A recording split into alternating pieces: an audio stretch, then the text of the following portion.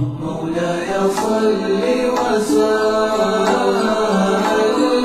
دائما أبدا على حبيبك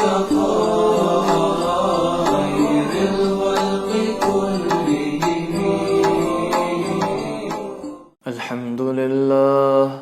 الحمد لله رب العالمين والعاقبة للمتقين والصلاة والسلام على أشرف الأنبياء والمرسلين محمد وعلى آله وصحبه أجمعين. أعوذ بالله من الشيطان الرجيم. بسم الله الرحمن الرحيم. ألا إن أولياء الله لا خوف عليهم ولا هم يحزنون الذين آمنوا وكانوا يتقون. صدق اللہ العلی العظیم. سامعین کرام، اولیاء کرام کی بارگاہ میں ادب، اس موضوع پر آج آپ 10ویں تقریر سنیں گے الحمدللہ. پچھلے ویڈیو میں ہم نے ایک بہت ہی اہم ادب بیان کیا، اور وہ ہے تصدیق کرنا. تصدیق کرنا یعنی کہ سچ ماننا.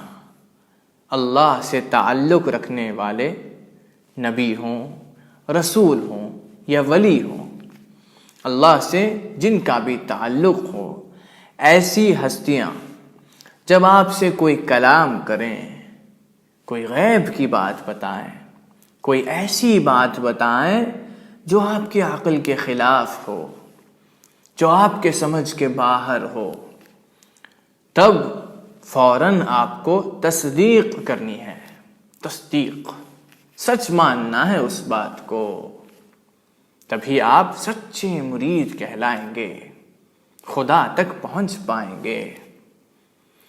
اور ہم نے یہ بھی سمجھایا کہ اولیاء کرام کا، نبیوں کا، اللہ سے جن کا بھی تعلق ہے، ان کا یوں کلام کرنا، ایسا کلام جو آپ کے عقل کے دائرے کے باہر ہو، ایسا کلام ان کے زبان سے ظاہر ہونا ایک نعمت ہے. نعمت کیسے؟ نعمت کیسے ہوگی؟ یعنی کہ اولیاء کرام جب ایسا کلام کرتے ہیں تو انسان کو تصدیق کرنے کا موقع ملتا ہے. تصدیق کرنے کا موقع ملتا ہے. جب رسول اکرم صلی اللہ علیہ وسلم معراج کے واقعے کو سنایا رسول اکرم صلی اللہ علیہ وسلم نے صحابہ سے، تو دراصل رسول اکرم صلی اللہ علیہ وسلم نے تصدیق کرنے کا ایک موقع دیا. ایسی بات بتائی جو ان کے عقل کے خلاف تھی، جس کو سمجھنا ناممکن تھا،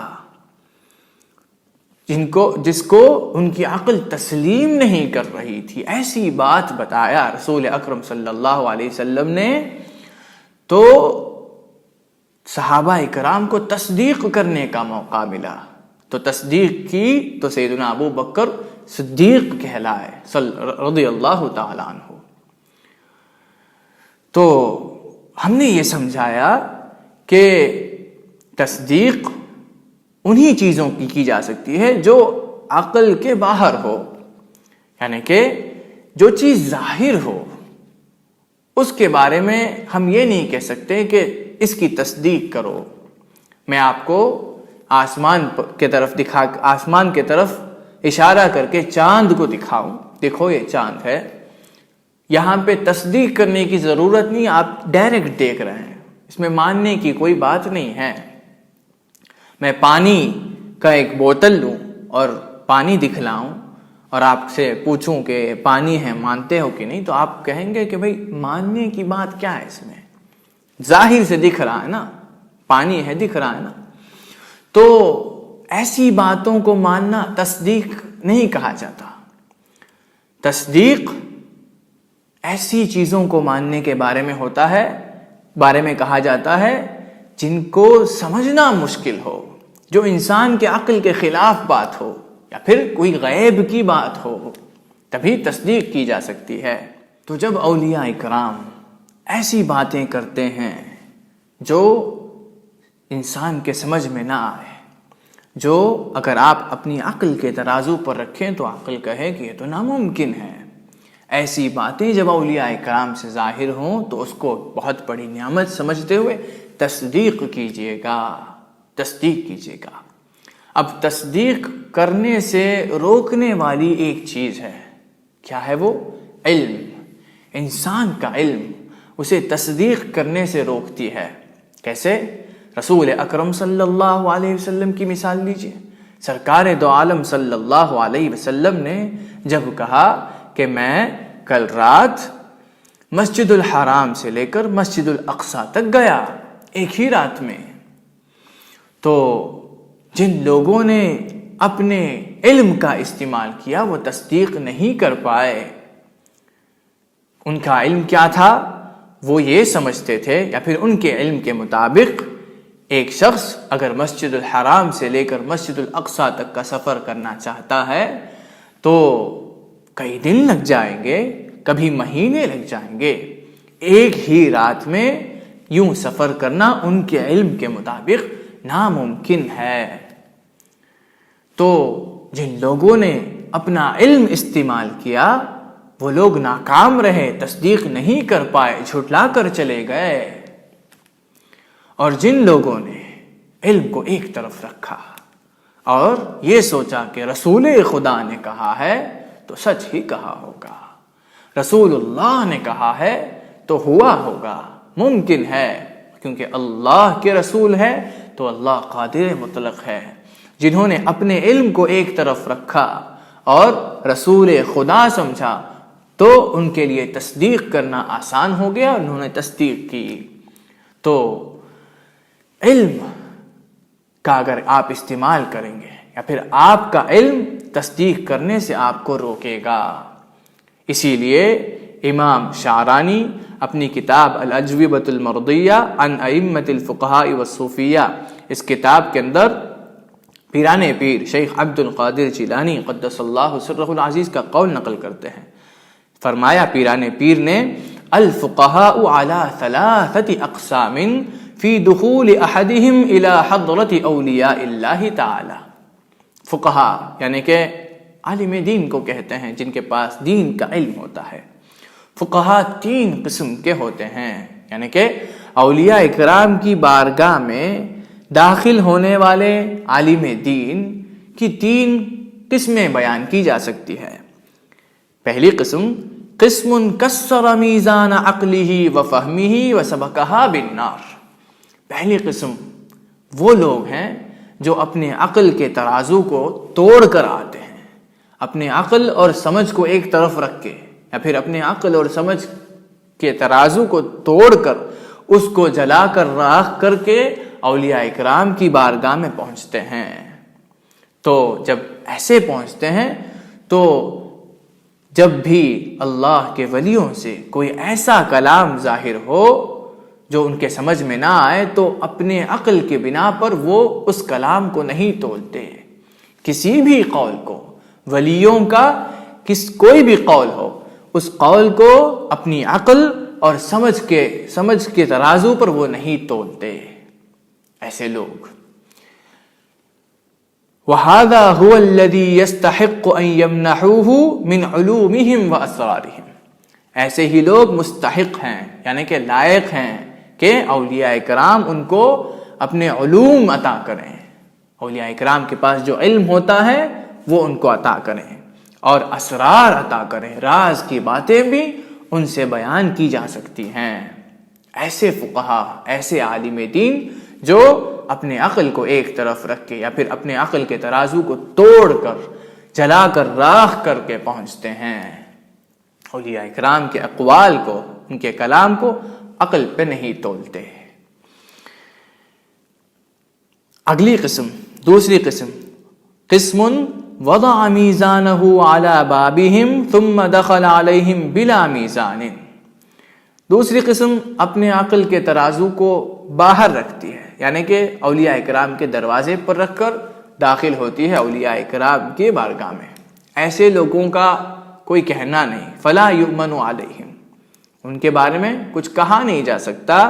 یزین بہا اذا خرج من حضرته فیخسر مع الخاسرین، یعنی کہ جب تک وہ اللہ کے ولیوں کی بارگاہ میں ہے تب تک تو نہیں سوچتا. اللہ کے ولیوں کی بارگاہ میں رہتے وقت تو تولتا نہیں عقل کے بنا پہ، لیکن جب اللہ کے ولیوں کی بارگاہ سے وہ چلا جاتا ہے تو بیٹھ کے سوچتا ہے وہ جو قول بیان کیا تھا وہ کیسا ہے، تو عقل کے ترازو پر رکھ کے دیکھتا ہے. تو ایسا شخص جھٹلا دے گا اور خاسرین میں سے ہو جائے گا.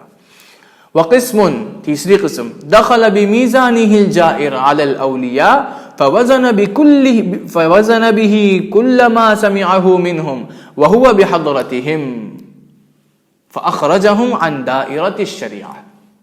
تیسری قسم کے لوگ وہ ہیں جو عقل کو ساتھ لے کر آتے ہیں، عقل کو یعنی کہ اپنے علم کو ساتھ لے کر آتے ہیں. لے کر آ کے جب بھی اللہ کے ولی سے کوئی قول ظاہر ہو فوراً اپنے علم کے مطابق اس کو دیکھتے ہیں، اپنے علم کے ترازو پر تولتے ہیں کہ صحیح ہے کہ نہیں، انہوں نے جو سیکھ رکھا ہے اس کے مطابق وہ بول رہے ہیں کہ نہیں. اگر بولیں تو صحیح ہے، کہ جب نہیں بولے تو جھٹلا دیتے ہیں. دل میں جھٹلائیں تو کافی، بولتے تو نہیں. کوئی لوگ بولیں گے، کوئی دل میں سوچے گا، جھٹلائے گا. فَأَخْرَجَهُمْ عَنْ دَائِرَةِ الشَّرِيعَةِ، اور کوئی تو یہ سوچ لیتا ہے کہ یہ لوگ تو دین سے باہر ہیں، ایسے لوگوں کا دین ہی صحیح نہیں ہے. ایسے بھی اولیاء اکرام کے بارے میں بدگمانی کرنے والے پہنچتے ہیں. فَهَذَا قَدْ اسْتَحَقَّ الطَّرْدَ وَالْمَقْتَ، ایسا شخص اللہ کے غضب کا مستحق ہے، غضب کا مستحق ہے. تو یہاں پہ خلاصہ بس یہ ہے کہ جب آپ اللہ کے ولیوں کی بارگاہ میں جائیں تو اپنے علم کو ایک طرف رکھ دیں. جو بھی علم ہو، آپ ہو سکتا ہے آپ کے پاس دین کا علم ہو، یا آپ ڈاکٹر ہو، انجینئر ہو، میتھمیٹکس کا علم ہو، کوئی بھی علم آپ کے پاس ہو اس کو ایک طرف رکھ کے جائیں.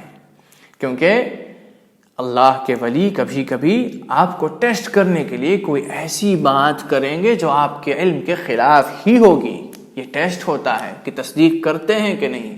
اگر آپ اپنے علم کو باہر چھوڑ کر جائیں گے، یا پھر علم کو دل کو علم سے خالی کر کے جائیں گے، جو آپ نے سیکھا ہے وہ علم کی بات کر رہے ہیں، جو آپ نے سیکھا ہے اس علم سے دل کو خالی کر کے جائیں گے تو آپ آسانی سے تصدیق کر پائیں گے، ورنہ آپ تصدیق نہیں کر پائیں گے. ایک اور ضروری بات سمجھ لیجئے کہ علم ایک سمندر ہے، علم ایک سمندر ہے. اگر کوئی شخص یہ گمان کرتا ہے کہ اس کے پاس جو علم ہے وہی سب کچھ ہے تو وہ بہت بڑی غلط فہمی میں ہے. کیونکہ علم ایک سمندر ہے. اللہ رب العزت نے فرمایا وَفَوْقَ كُلِّ ذِي عِلْمٍ عَلِيمٍ، ہر علم والے کے اوپر اس سے بھی بڑا علم والا ہوتا ہے. اس آیت کا مفہوم ہے. تو آپ اگر یہ سمجھتے ہیں کہ آپ کے پاس جو علم ہے وہی سب کچھ ہے تو آپ بہت بڑی غلط فہمی میں ہیں. علم ایک بہت بڑا سمندر ہے، اور اولیاء کرام کا جو علم ہوتا ہے وہ لاجواب ہوتا ہے، سمندر کی طرح ہوتا ہے، سمندر کی طرح ہوتا ہے. تو جب کوئی ایسی بات بیان کرے جو آپ کے علم کے خلاف ہو، آپ نے جو سیکھ رکھا ہے اس کے خلاف ہو، تو فوراً یہ سوچئے کہ یہ علم مجھے عطا نہیں کیا گیا ہوگا، جو میں نے سیکھا ہے وہ غلط ہوگا. بجائے اس کے اگر آپ یہ سوچیں گے کہ ولی ہوتے ہوئے اتنی بڑی غلطی کر رہے ہیں، اللہ کے ولی ہوتے ہوئے یہ بھی نہیں معلوم، نعوذ باللہ، یہ بہت بڑی بے ادبی ہے، بہت بڑی بے ادبی ہے. ایسی بے ادبی لے کر اگر بارگاہ میں جائیں گے تو آپ کو بدنصیبی اور اللہ کے غضب کے علاوہ کچھ نہیں حاصل ہوگا، کچھ نہیں حاصل ہوگا. اور اللہ کے ولیوں کا علم لاجواب ہے. اس کی دلیل امام شعرانی اپنی کتاب ارشاد الطالبین الی مراتب العلماء العاملین اس کے اندر فرماتے ہیں ثم اعلم ان جميع ما بأيدي جميع العلماء من النقول في جميع العلوم لا يجيء نقطة من بحر علوم الاولیاء. تم جان لو کہ دنیا میں جتنے لوگ ہیں ان کے پاس جتنے علم ہیں، دنیا کا علم ہو، دین کا علم ہو، وہ سارے علوم اگر جمع کر لیے جائے اور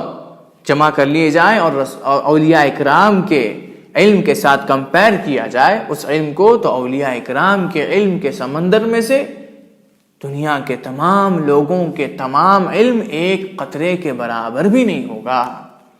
آگے فرمایا وَجَمِيعُ مَا عَلِمَ الْأَوْلِيَاء لَا يَجِيءُ نُقْطَةً مِّن بَحْرِ عُلُومِ الْأَنْبِيَاء. یعنی کہ جو اولیاء اکرام کے علم ہیں، اولیاء اکرام نے جتنے علم حاصل کیے ہیں وہ سارے علم انبیاء اکرام کے علم کے سمندر کے سامنے ایک قطرے کے برابر بھی نہیں.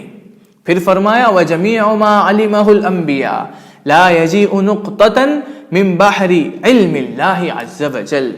اور انبیاء اکرام کے تمام علم، تمام علوم اللہ کے علم کے سمندر کے سامنے ایک قطرے کے برابر بھی نہیں. تو خلاصہ بس یہ ہے کہ آپ کے پاس جو علم ہے وہی سب کچھ ہے، یہ نہ سوچئے گا، اور یہ جان لیجئے گا کہ اللہ سے جو تعلق رکھتے ہیں ان کا علم بہت زیادہ ہوتا ہے، سمندر کی طرح ہوتا ہے. تو آج کے دور میں انبیاء اکرام کو تو آپ نہیں پا سکتے، اولیاء اکرام کی بارگاہ میں اگر آپ پہنچے تو یہ جانتے ہوئے پہنچیے کہ ان کے پاس بہت سارا علم ہے، سمندر کی طرح علم ہے. آگے امام شعرانی نے اللہ رب العزت نے اولیاء اکرام کو جن علوم سے نوازا ہے، جس نالج سے نوازا ہے، اس کا ذکر کیا. تقریباً 400 سے زیادہ علوم کا ذکر کیا ہے اس کتاب کے اندر.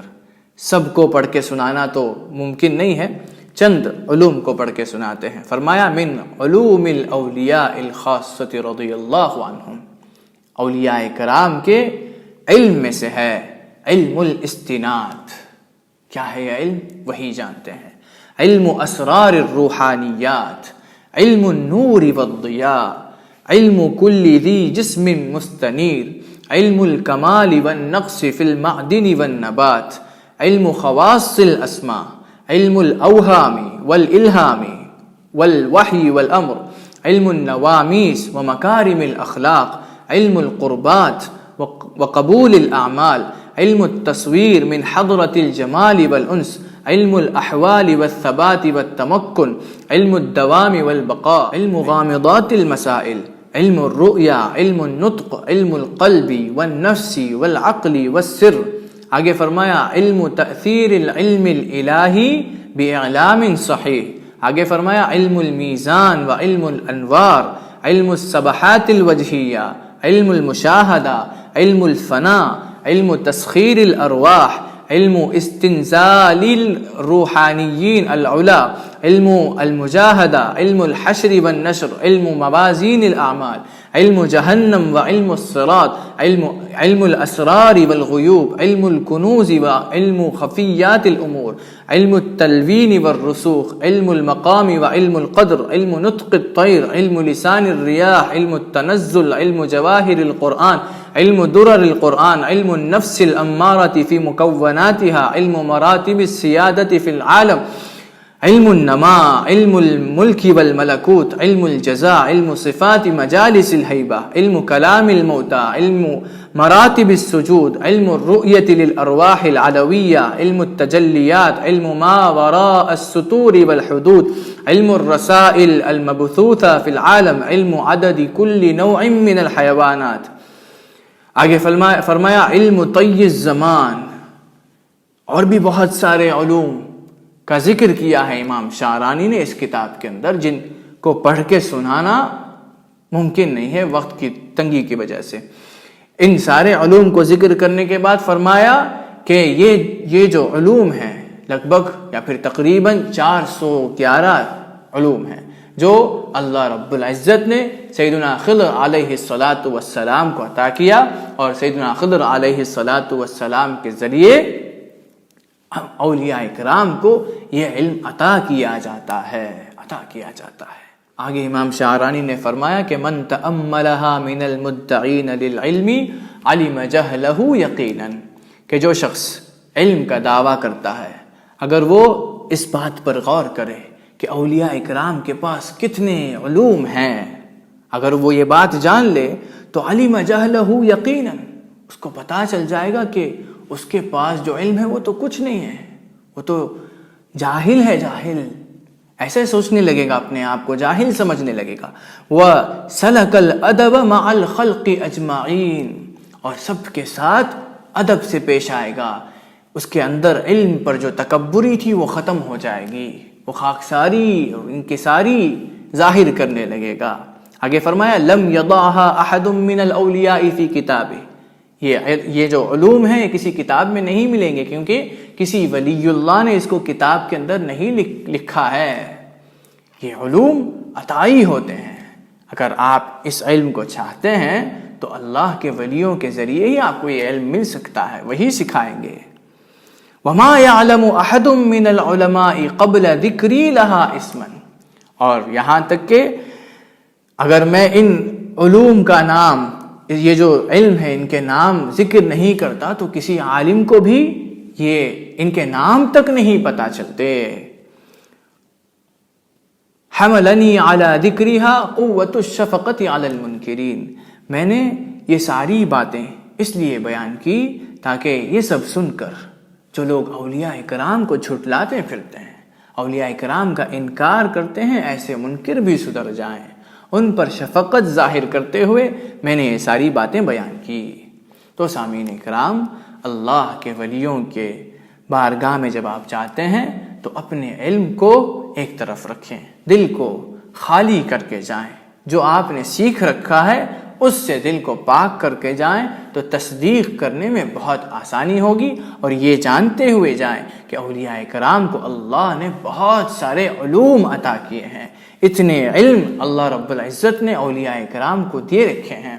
تو جب آپ کے علم کے خلاف کوئی بات ان سے ظاہر ہو تو سمجھ لیجئے کہ اس کا علم مجھے نہیں دیا گیا ہے، اللہ کے ولی بہتر جانتے ہیں۔ اگلا ادب امام عبداللہ ابن علوی الحداد اپنی کتاب آداب سلوک المرید کے اندر فرماتے ہیں ینبغی للمرید الا یزال علی طہارۃ، مرید پر یہ لازم ہے کہ وہ ہمیشہ طہارت پر رہے، یعنی کہ وضو کو برقرار رکھے۔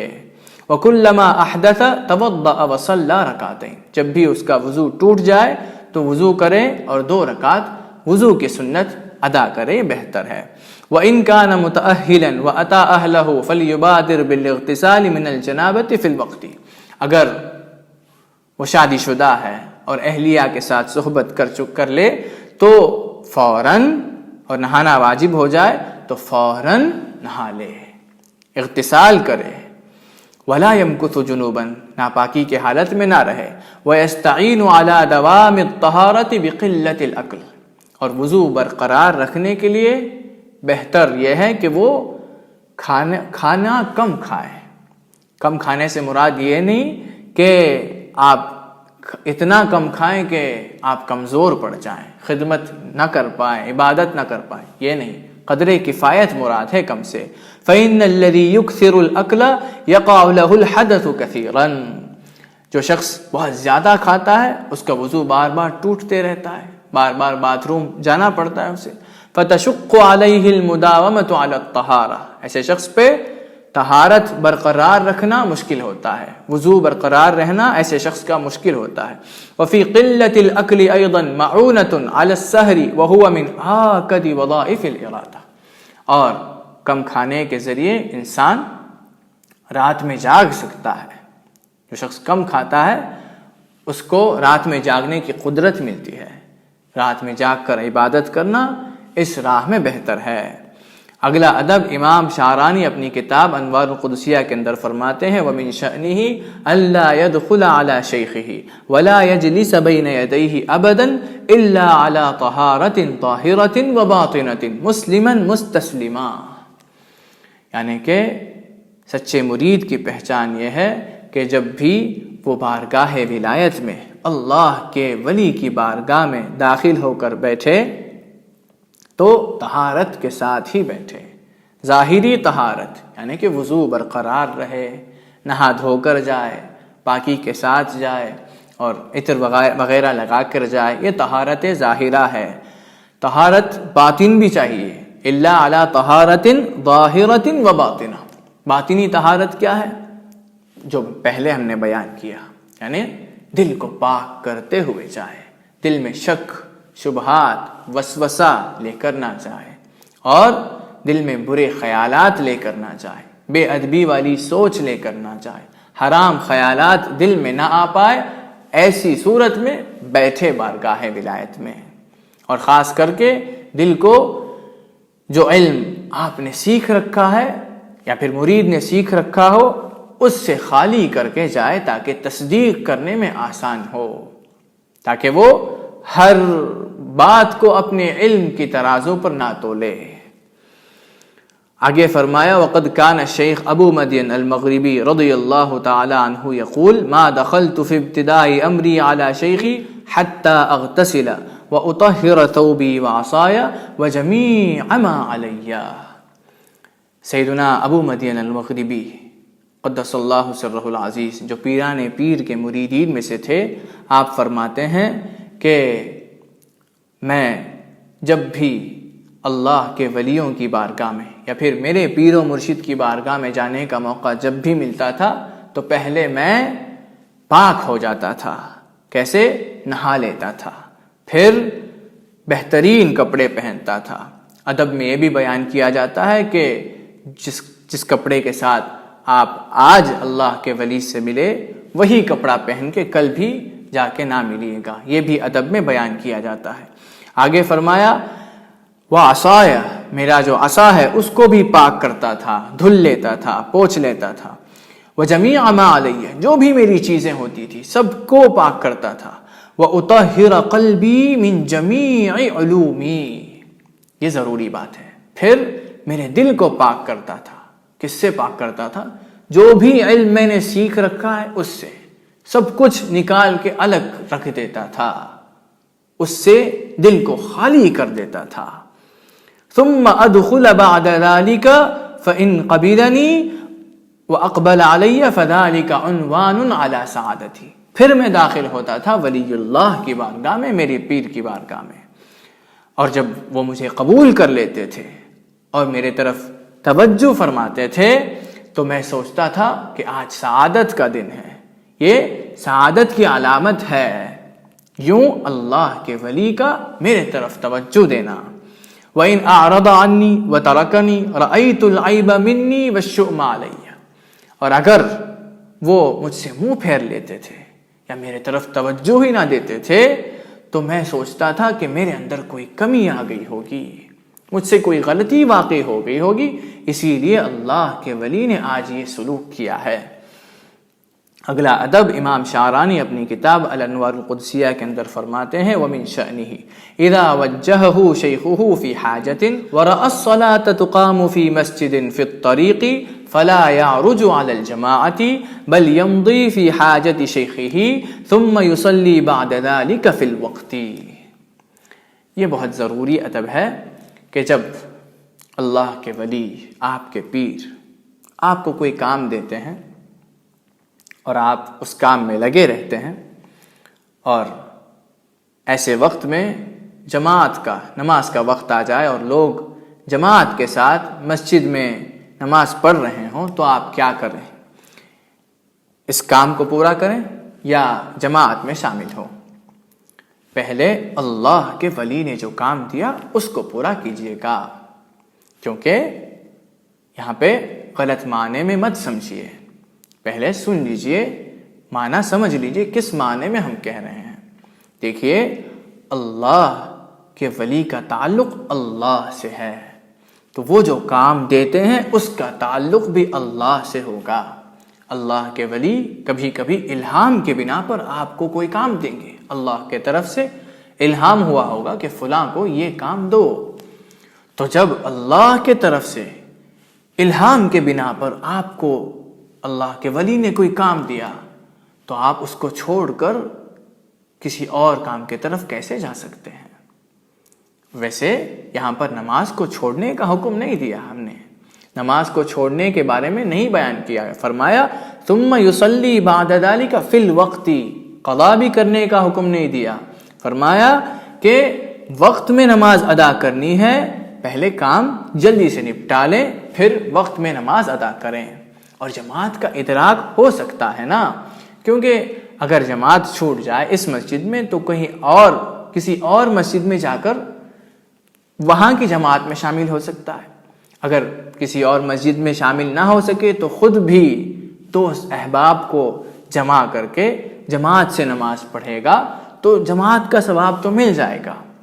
لیکن اللہ کے ولی نے جو آپ کو کام دیا، اگر اس کو وقت میں آپ پورا نہ کر سکے اس وجہ سے کہ آپ کو جماعت میں شامل ہونا تھا، اس وجہ سے آپ نے اس کام کو چھوڑ کر اس کام میں دیری کر کے جماعت میں شامل ہوئے تو یہ بے ادبی ہے. کیوں بے ادبی ہے؟ کیونکہ اللہ کے ولی کے کام کو آپ نے چھوڑا. اگر کوئی عام انسان آپ کو کوئی کام دیتا ہے اور پھر جماعت کا وقت آ جائے تو پہلے جماعت میں شامل ہو جائے، لیکن ولی اللہ اگر کوئی کام دے اور جماعت شروع ہو جائے تو پہلے اس کام کو نپٹا لیں، یہ ادب ہے. اب کچھ لوگ یہ سنتے ہی کہیں گے کہ دیکھو جماعت سے بھی افضل بتا رہے ہیں ولی اللہ کے کام کو. ایسے لوگ جب آفس میں رہتے ہیں تو جماعت وہاں چلتی رہتی ہے، تب تو کہتے ہیں کہ جماعت ہے نا، نماز تو ہم نہیں چھوڑ رہے ہیں. آفس کے کام کو ترجیح دیتے ہیں جماعت پر. ایسے لوگ جب شادیوں کے اندر ہوتے ہیں تو جماعت کو چھوڑ دیتے ہیں، کہتے ہیں کہ وقت میں نماز پڑھ لیں گے، جماعت فرض تو نہیں ہے نا. لیکن ہم اگر کہیں کہ اللہ کے ولی نے کبھی کوئی کام دیا ہو اور اب اس کام میں لگے ہوں، جماعت شروع ہو جائے تو پہلے اس کام کو نپٹائیں، تو فوراً کہیں گے کہ دیکھو یہ لوگ کیسے کرتے ہیں، جماعت سے بھی افضل بتاتے ہیں. جماعت سے افضل نہیں بتا رہے ہیں، ہم کہہ رہے ہیں کہ اللہ کے ولی کا کام پہلے نپٹائیں، اور جماعت کا ادراک کیا جا سکتا ہے کسی اور ذریعے سے، یا تو کسی اور مسجد میں جا کر یا پھر خود لوگوں کو جمع کر کے، دوست احباب کو جمع کر کے جماعت سے نماز پڑھی جا سکتی ہے. لیکن اگر اس کام میں دیر ہو جائے، جس وقت میں کرنا تھا اس وقت میں نہ کر پائے آپ، تو آپ نے اللہ کے ولی کی اطاعت میں کمی کی ہے. اس کا خیال رکھیں اور آج جن آداب کو بیان کیے ان آداب پر عمل کرنے کی کوشش کریں. اللہ رب العزت سے دعا ہے کہ اللہ ہم سب کو اس کے ولیوں سے جوڑ دے. آمین. وآخر دعوانا الحمدللہ.